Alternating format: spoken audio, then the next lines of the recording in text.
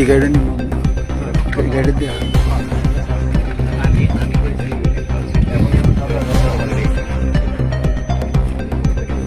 এই যে একটা প্রবল আছে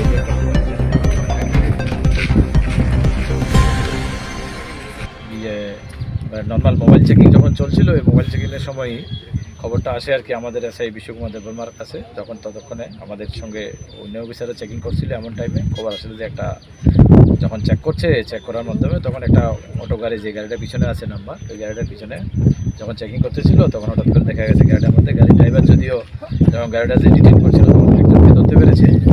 তো টোটাল এখানে 40 কেজি 2 কেজি ওজনের 20 প্যাকেট পাওয়া গেছে। Suspected with dry ganja. Accordingly এগুলি সিজ করা হয়েছে, একজনকে ডিটেন করা হয়েছে।